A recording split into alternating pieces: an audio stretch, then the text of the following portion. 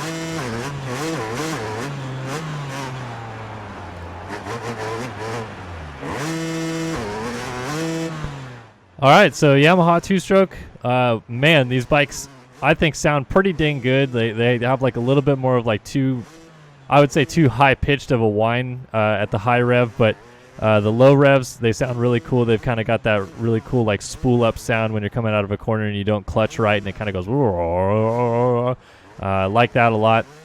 The rideability of these bikes they feel honestly a little bit better than even the 250Fs in this game. They feel like they have a lot more power, which to real life is not exactly true anymore.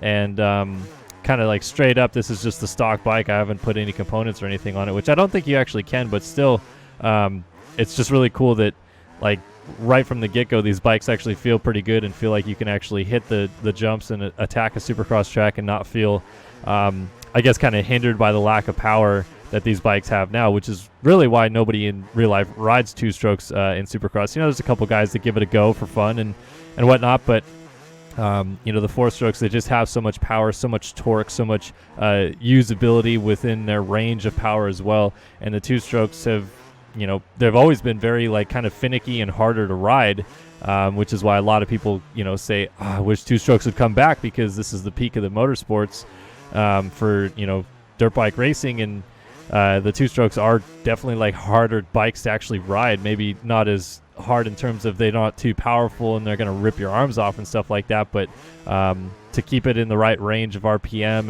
and hit rhythm sections smoothly and whoops tricky as well.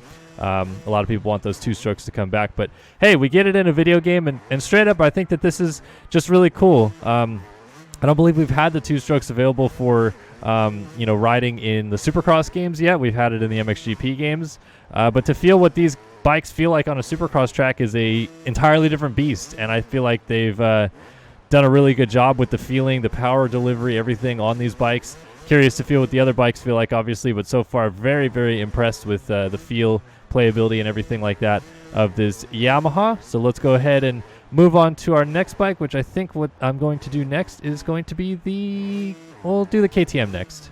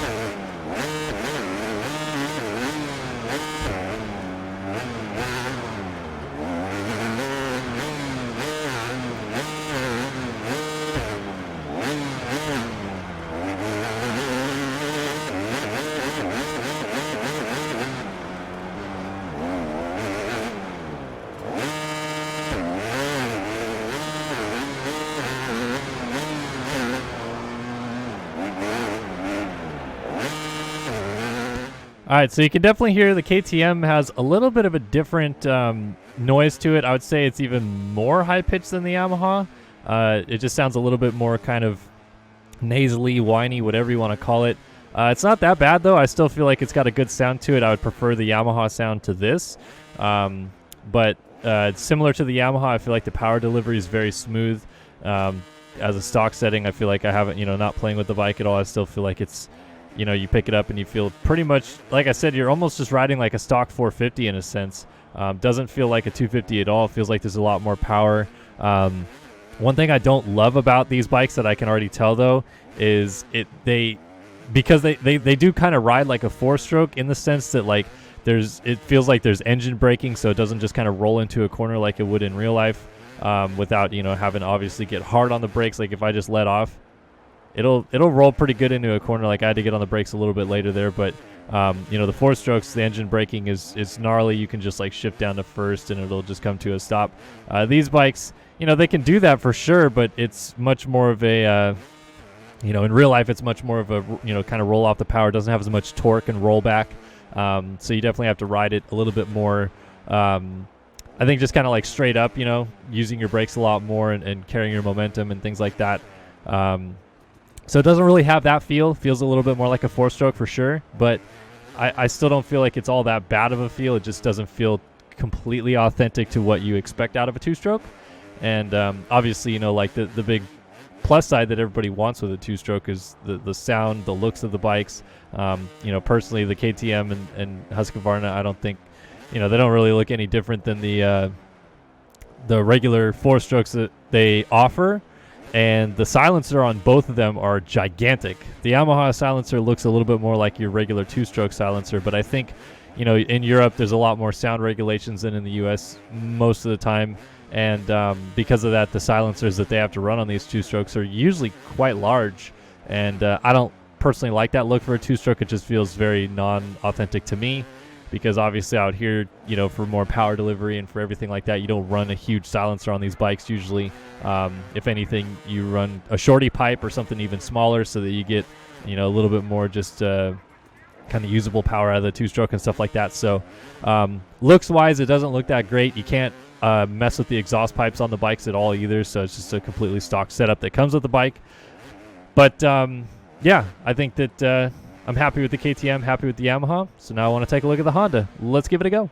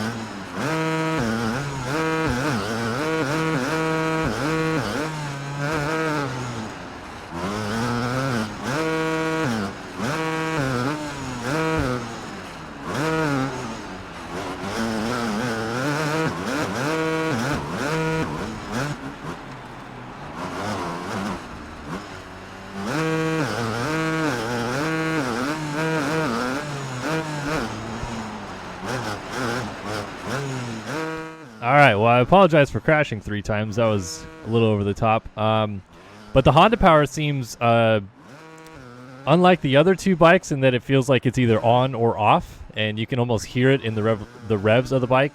It sounds like coming out of a corner. It's just like, and then it'll just go, which, 2 strokes. That's what they do. Not saying that's inauthentic at all. I'm actually kind of pleased to see that there's a mix in range with these bikes because, that's how the 2-stroke does kind of feel. So this bike, it does feel like it goes from just kind of slowly spooling up out of a corner to wide open very quick. It feels the same way when you're, on a jump sequence or something like that as well. As you saw, I looped out a couple times. So this bike maybe feels the most realistic to a 2-stroke so far that I can think of. I've ridden 450s, I've ridden 250Fs, I've ridden 252 strokes, ridden 125s, everything. So I know, generally speaking, how they feel on a regular motocross track. Can't speak to how they would feel on a Supercross track, but that snappy feeling that you get on a 2-stroke seems very realistic to this specific bike that I wasn't feeling too much on the other bikes. I don't know if that's because this is, modeled after the 2000 whatever dyno. This isn't a 2020 Honda, so it's not a brand new bike or anything like that. Still carbureted as opposed to KTM and Husky having the fuel injected models for the 2-strokes now. So I like it. I feel that they've hit the mark a little bit better with this Honda. The looks wise of it, it's it's got an interesting look for sure. The rear fender looks like a platypus nose or a duck nose or something like that. It definitely looks a little bit bigger than I would definitely believe it should be. And from the side, I don't know, I feel like that rear fender just doesn't look correct now that I'm actually looking at it. But I think overall the bike looks absolutely sweet. I love these 2000, mid 2000s Honda look. Just so many good memories of riders riding those bikes with RC, Davey. My guy Ben Townley rode these Hondas a little bit late in the late 2000s. So I love the look, love the overall feel of the bike, and definitely would rate the Honda my favorite so far just because of the more authentic feel I'm getting from it. So let's go ahead and jump over to the Husky.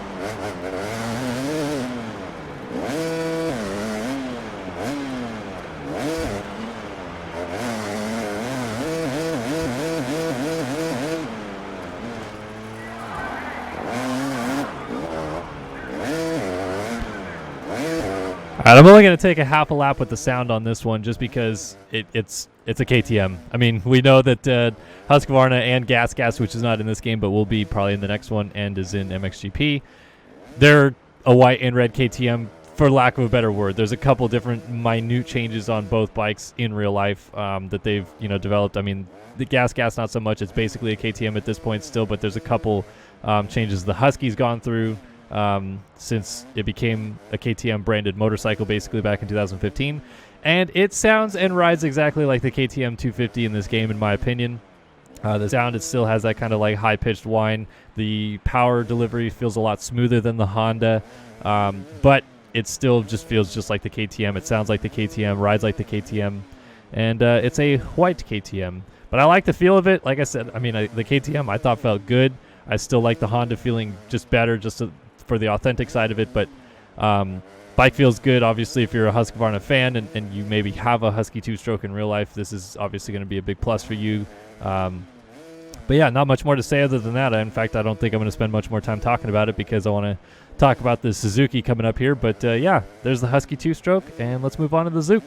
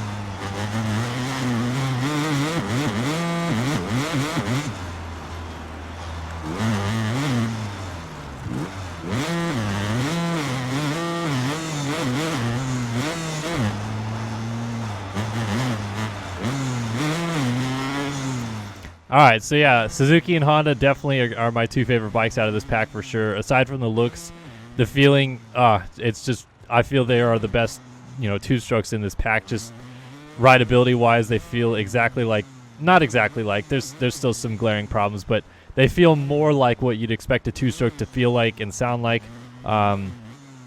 This bike, I feel like the low revs are a little bit smoother from low to high than the Honda was, so honestly, I can't speak to that. I have a Honda two-stroke, and I know what the sound is like on that bike. I've ridden a Suzuki two-stroke, but it's been a long time, so I can't tell you exactly if that's authentic, where the mid-delivery power range on these 252 strokes on a Suzuki is a little bit more smooth, I guess, than a Honda. But I like that there's that difference. It's not just like the straight-up same feeling engine sound and all that.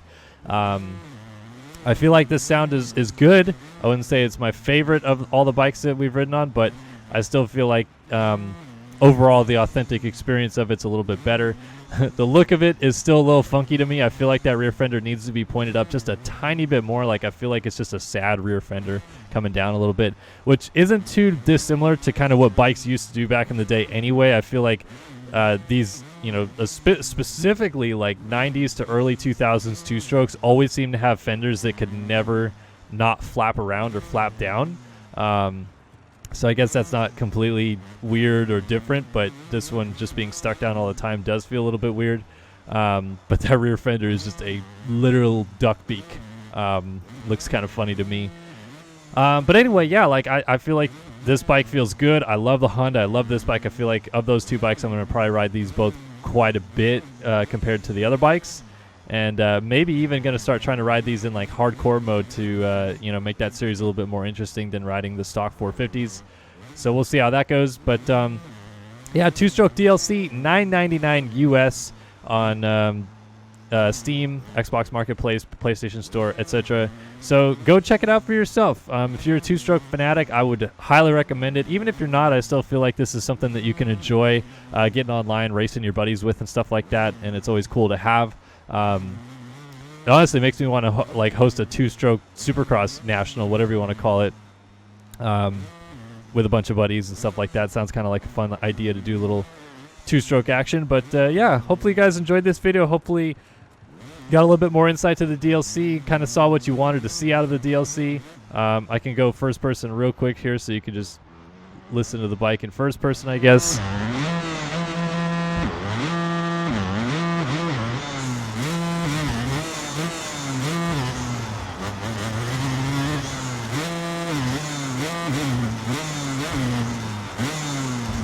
So yeah, I think this sounds awesome, and very much looking forward to playing these two-strokes a little bit more. But anyway, as always, hopefully you guys enjoyed it, and if there's any more comments or questions, please be sure to head down in the comment section below. I'm happy to answer them. But I'll see you guys in the next one then. So long for now.